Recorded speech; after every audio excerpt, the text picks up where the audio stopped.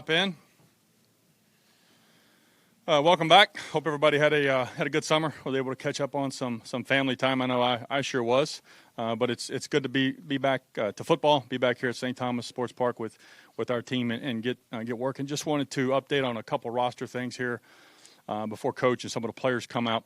Taylor Lewan was here today. It's good to have him back. I know that our coaches are excited to work with him and had really good discussions over the last 24 hours. With his representation, and nothing's finalized, but I would say we're certainly headed in the right direction. And then released Kevin Dodd yesterday. I'll say this about Kevin. Kevin is a good young man. He's a talented young man, and I take full responsibility for that one. I've got to do a better job scouting moving forward. I think that the roster is now at 89. 89 players are accounted for on our football team. And we'll work to add a 90th guy here in the next day or so to be at the full roster limit. And that's kind of where we're at. I'll take one or two questions and then get out of your guys' way. Did Dodd come in? Did you meet with him face to face? Yeah. He and I sat down yesterday. Had a really good discussion, and wish him nothing but the best moving forward in his career. You see a Lewan deal before the preseason gets here? Yeah, I don't know. Well, the preseason's upon us. We're in it now. The guys are here. So as far as for the game, I don't know. I'd say we've made really good progress, and that's about all I can really comment on that for now. Did you need to know he was going to be here? Do you feel like maybe that Dodd get an indication that he just didn't want to be here, or has just lost the desire to play the game, or anything like that? Yeah, again, with every player, there's different circumstances that come up in their life that affect what they do on a day-to-day basis, and I'd like to keep those conversations private between Kevin and I. I've got a really, really good relationship with Kevin. I respect him. I know it didn't go as we had planned here, but I really respect the young man that he is, and he and I hope to remain friends with him moving forward, and I think we will. Did you say you talked to Taylor's people over the last 24 hours? Did you need assurances that he would be here before those conversations would start? No, I'd say they've been going on for the last day or two, and kind of really ramped up a little bit more last night. And it's good. It's good that we've got 89 guys here, and like I said, I'm excited to work with this group. Thank you, guys. We'll see you guys out here.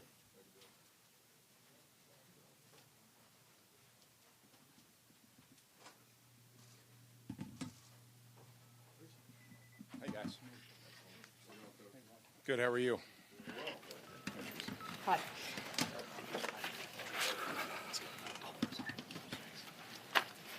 Mike, how nice is it to have Taylor here and working to start camp?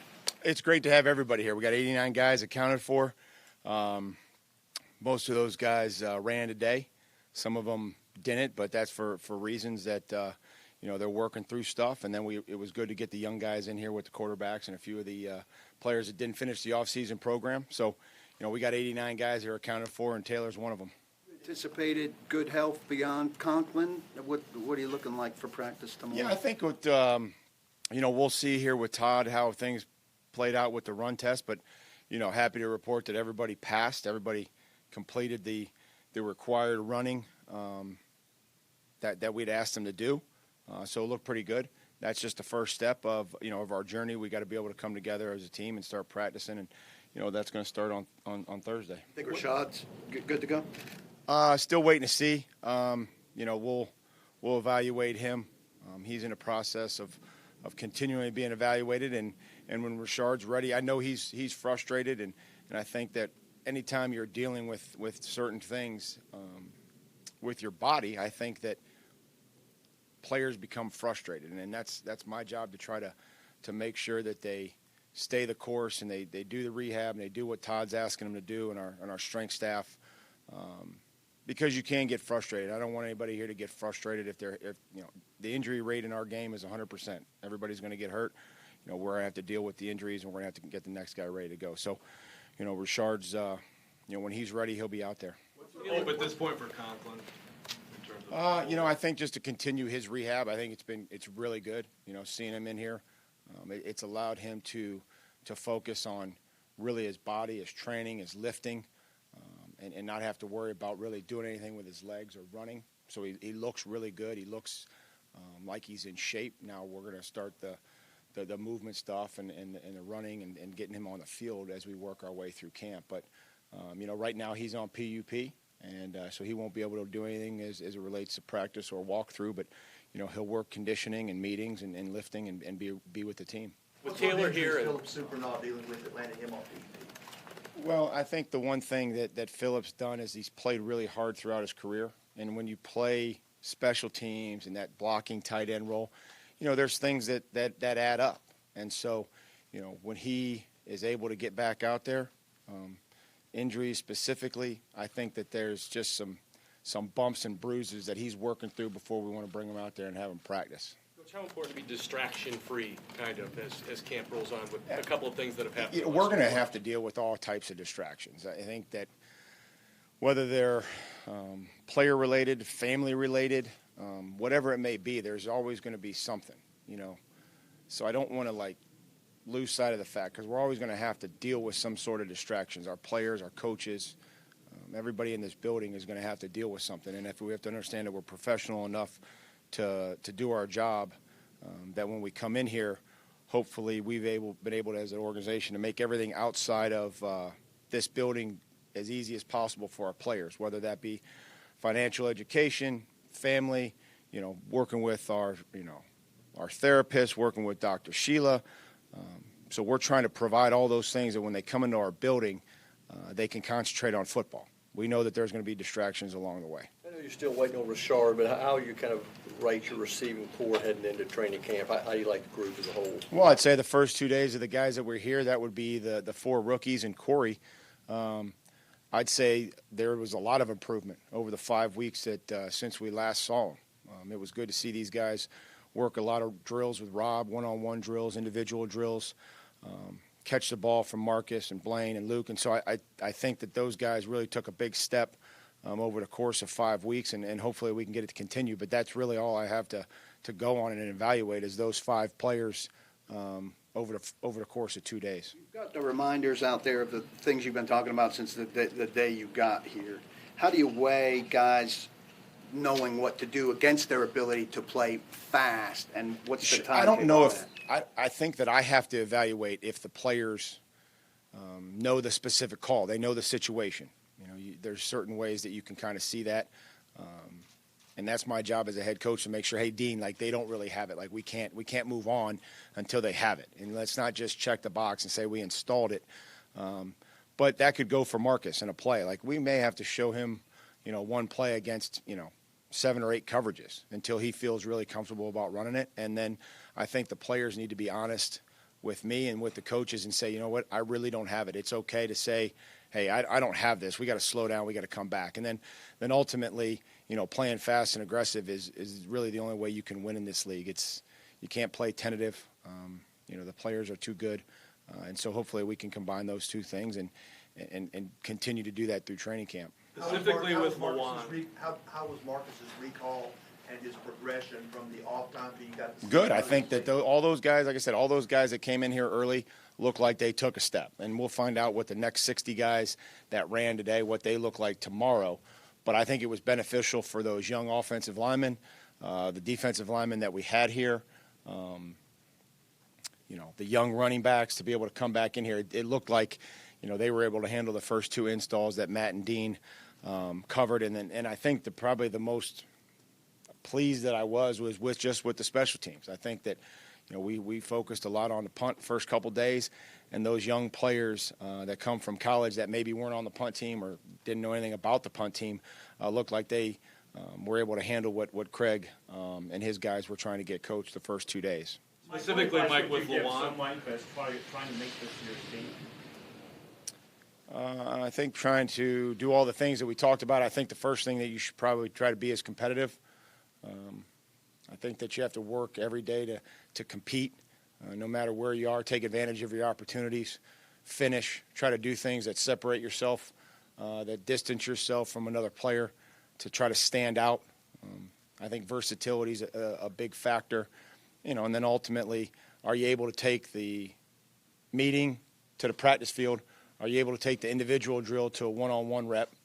And then are you able to take the one-on-one rep to the team? I think that you see a lot of times guys, they do really well in one-on-one drills, and they may not go that same pace or have that same success when it's 11 on 11 and the pictures change and there's a bunch of other bodies. So, that's the progression that we teach and that's the progression that we practice. And so it's important to take that next step from the individual to the one-on-ones. And then if you have success in one-on-ones, can you go out and have success in team, rushing the passer with 5 offensive linemen and a play going on as opposed to just down there in a one-on-one drill. On Lawan, like, specifically, his voice, his talent, how important is it to have that here from the start? Well, again, it's always important to have every single guy that's under contract here. And in Taylor's case, he's under contract, so he's here, he's working, he's in great shape. And so that's why we're excited. Ben Jones looks great. Q Spain's in shape, ran the test. I mean, those guys, that whole group, really did a great job of developing in the offseason with Keith, with Sully, and then staying in shape. You worry when they leave here for 5 weeks, what's the team going to look like when they come back here? What kind of shape are they going to be in? You kind of hold your breath because you're banking on your education of them being a professional football player holding up for 5 weeks when they could go to vacation and they could go to L.A., they could go to Miami, they could go to Vegas, they could go to a lot of different places. But we came back in shape, and so Taylor certainly was at the forefront of that. He looked good. How much did Dodd figure into your plans, and subsequently, how big an opportunity is there for somebody then with his departure? Well, there's always opportunity. Whether players are here or not here, I think the only guys that have the opportunity are the ones that are here. I'm sure John touched on the situation with Dodd and why we moved on, but I'm happy to talk about the players that are on our roster. Did you have a conversation with Jarrell Casey about his comments overseas about his processes of intentions? Yeah, and I would say to answer the question first that I have conversations with Jarrell about a lot of different topics all the time. I really enjoy our conversations. That's the one thing I enjoy about being a head coach is getting to know about guys' family, getting to know about the things that they are passionate about, trying to help them be a better football player, try to be a better husband. And so that was one of the things that when he came back and he walked in and we talked about, but that was one of them. And, how we, are able to get our point across through the media, using it in a positive way to spread our message of our organization, our football team, and whatever endeavors that we want to take outside of football. You even know the anthem policy now with it being frozen. Well, I did know it, and then they changed it on us. So I always try to teach the players, and I try to learn it. And just like the rules, we're not going to complain about the rules. We're going to try to follow them, and we're going to try to understand them and use them to our advantage. And until they tell us what that may or may not be, then I really can't do anything to help our players because I'm not really sure what it is. Good, though, that the league and the PA are working together to formulate something, bringing both sides of this together? Having been really now on both sides, obviously being on the executive committee as the Players Association, I played for 14 years. So, and now being on this side, anytime that the Players Association and the league can communicate, can work together to make things better for our league, our game, our players, and our fans, I think that's a positive thing. I feel like a lot of people misunderstood what Jarrell was saying in those comments last Well, I think anytime that something comes across that may not be how the person intended it to be, there's certainly some things that get lost in, not translation, but I have an idea of what I want to say. And then when I start talking, it may not come out that way. And so, I think that you always have to just, whether that be on Twitter or that be on media, print media, an interview, just be able to make sure that what you're saying is exactly the message that you want to send. How do you layer in the unscripted stuff? Is there just a block in a practice where nobody knows what it's going to be until you say, but they know it's something's coming? I think that we have to try to get all the stuff in, all the situations, all the first down, the second down, the third down, the backed up, the short yardage, the goal line, whatever, the red zone, whatever that may be. I think we have to make sure that we get it all in and that it's scripted. Okay, this is what it is. This is the installation, so that the players know. And then once that's in, hopefully the fourth or fifth day, then we can start to at times put the ball down, call it, mix in the offensive situation, mix in the defensive situation, and it really the special team situation, because all those things tie in to each other.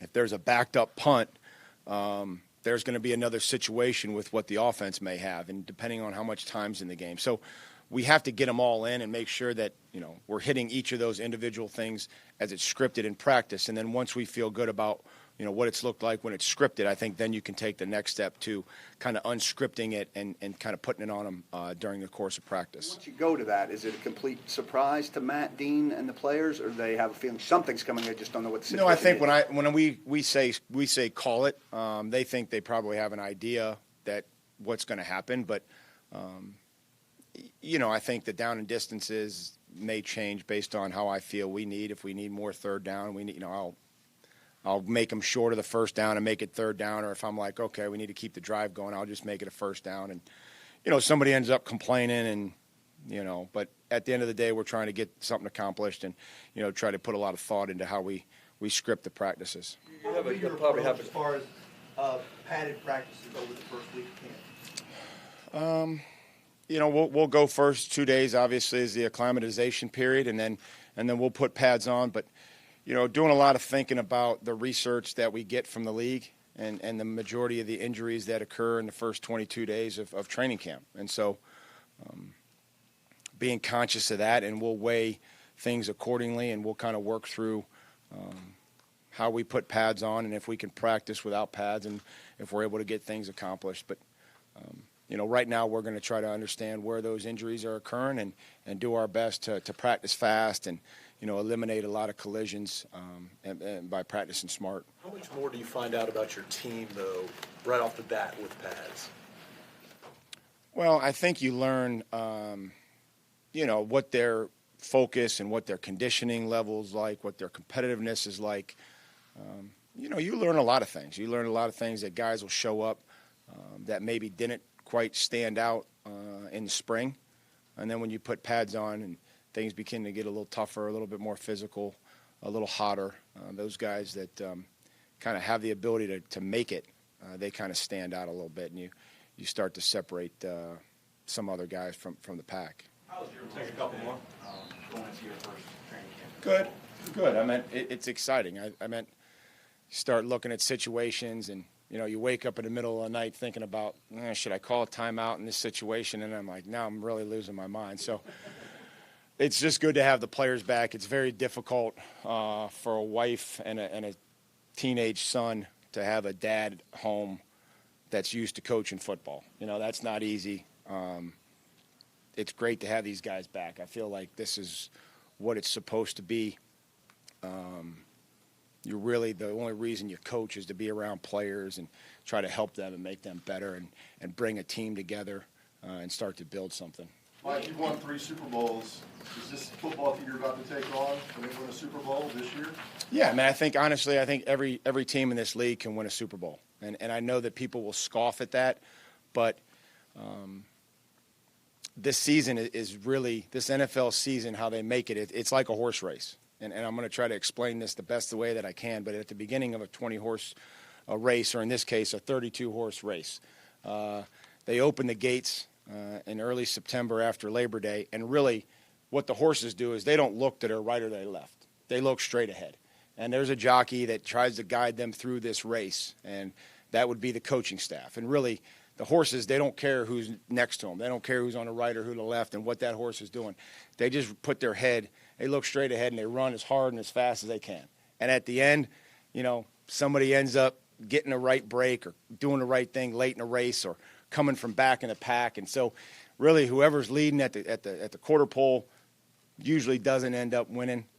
So there's a lot of jockeying that goes on. It's a long season, and we're just going to do our best to put ourselves in position starting tomorrow, building to ultimately that. We don't want to worry about what everybody else is doing and, hey, these guys signed these guys in the offseason or this is what they're running. We've got to concentrate on what the Titans are doing and not so much what everybody else is doing. That analogy, are you the jockey? They would fall down if I had to get on anybody's back. I mean, yeah, it'd have to be massive. But I just really can appreciate that and not worrying about what everybody else is doing, because I think that, you get caught up in what are these guys doing? They had success. Like, yeah, you want to take a look at it, but you don't want to just do things just for the sake that everybody else did them. So believe in what you're doing and make sure that, we run our race and maybe not what everybody else is doing. How would you describe the Thanks, company?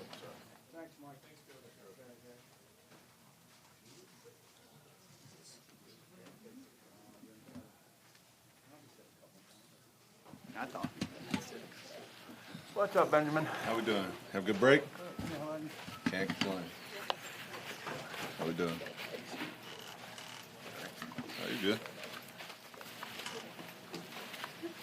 So Ben, how nice is it to be back starting camp and, Taylor for, with the business being settled, hopefully, and handled at the moment, he's here working with the line.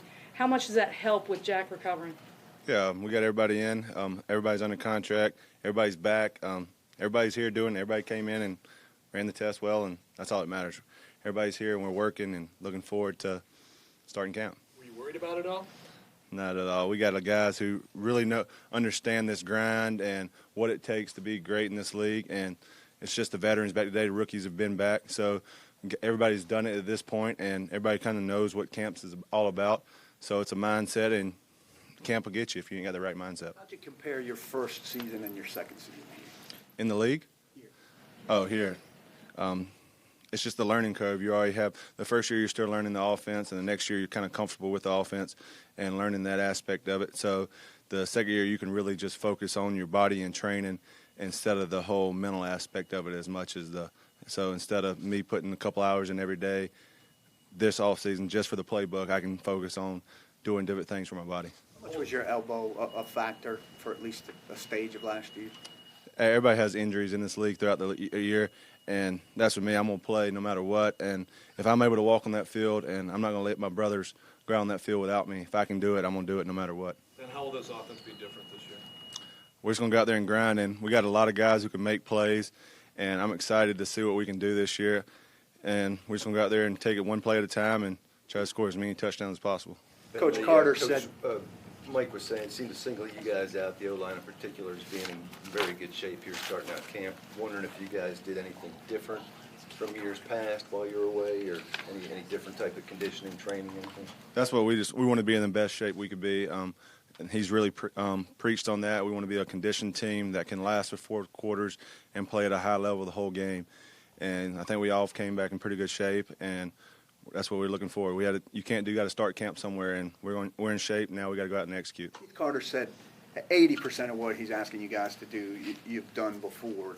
That it's 20% that's new, and to ask you guys how big that 20% is, how drastic a change is that? How different is it? Right. You usually have about every play in every system. It's just the amount of times you call different plays, and I think with this staff, we have a great offense coordinator who's going to put us in the best play, and that's why we come to practice every day, to work on the stuff that we're not as comfortable doing.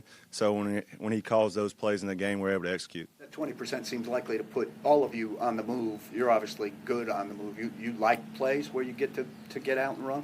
Anytime we get our 2 running backs the ball, I'm happy. And we got a great quarterback who can move around too. So we got a lot of weapons back there, and we got some threats going downfield. We got one of the best tight ends in the league, Delaney, and I don't know how the guy keeps doing it, man. He's a guy that doesn't age in this league, and I hope when I'm looking around this year 13 for me and I can still play like him. He's unreal. There's competition at the guard position, both sides of you, it seems like, entering camp.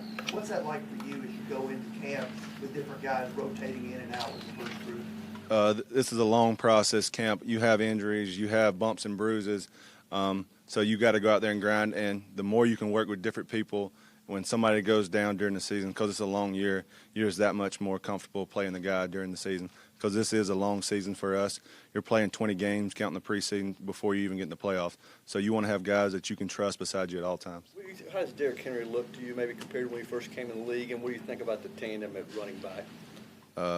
He's a special guy. Just to see him in person, just how hard he works, and he's a guy he's grinding every day. He wants to be the best guy out there on the field, and you want to block for a guy like him, and he's just a physical specimen out there. He's a monster, and it's his mindset. He's grinding. He wants to be the best, and you got Dion, who's the same thing. He wants the ball every play too. You got 2 guys who want the ball, and hey, I'll give it to him every play But I'm a lineman. That's what we want to do. We want to run the ball, and we got 2 great guys who can do a lot of special things back there. What kind of difference does Taylor make for the line and this team as a whole, just with his vocal presence when he's out there? Yeah, Taylor. The biggest thing is just Taylor's work ethic. He works extremely hard, and I'm one of his good friends, and we're a band of brothers. We want us all out there at all times, and that's all we do is go out there and grind every day. And Taylor's the lead guy. He's the guy we can put our hat on. You know he's going to work hard every day. Do you feel like the coaching staff has answered all the questions to you where you know what to expect in this camp, or do you come out here kind of wondering? I think Coach Mike does a great job. He don't want any. His door's always open. You can walk by in the hallway every day. It's never closed. So you can step in anytime and talk to him. If you have any questions, he wants to answer them. So I think that's great how he does that. And he's very honest and blunt. If you don't like it, it's tough. But at least you get your response. You ain't got to. If you don't know, you can go ask. What have you seen from Jack in battling back to get healthy here? Jack works hard every day, and whenever it's time for him, I know he's gonna go out there and he's gonna perform at a high level. He's working hard every day. How good is it to have a guy like Dennis Kelly, though, to kind of fill in while Jack's unit? Right, that's the key is the offensive line. It's not just 5. You got to have a whole unit. You need if you have 10 competitive guys going into camp, and it makes the roster cuts hard and stuff like that, but it makes you a better team. And I've been on teams that had when you're sitting there and like, hey, who are we keeping here? That's the best O-lines you're on, and because when somebody goes down, you have guys that can step up. Is that the kind of O-line you have then this year with the additions? We'll see. We haven't put on pads, and it's hard to evaluate linemen just on some T-shirts and a helmet. We don't pass the eye test a lot of times just in a T-shirt. You heard Mike talking about winning the Super Bowl. Do you like his analogy of the horse race and just paying attention to what you have to pay attention to? Definitely. That's definitely the O-lines. That's how we work. We put our head down. We don't want our name called at all in a game. Our job is to open up holes and protect our quarterback at all costs. And that's just kind of how we go. We're just straight ahead, and you wake up, you want it to be Thanksgiving before you know it. That's how we always think. We blink and Thanksgiving's here. Ben, what can you do personally to ensure consistency, no matter whatever 5 guys we're talking about on the line? You're just working together every day, and that's why you practice. If you could be perfect, why practice? And that's the thing you try to strive for every day is perfection, and you try to work on your craft every day.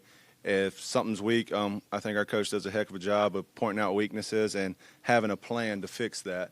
And that's the thing. We're always working on something to get better and trying to keep the others at a high level. Thanks, Ben. Thank you. What? I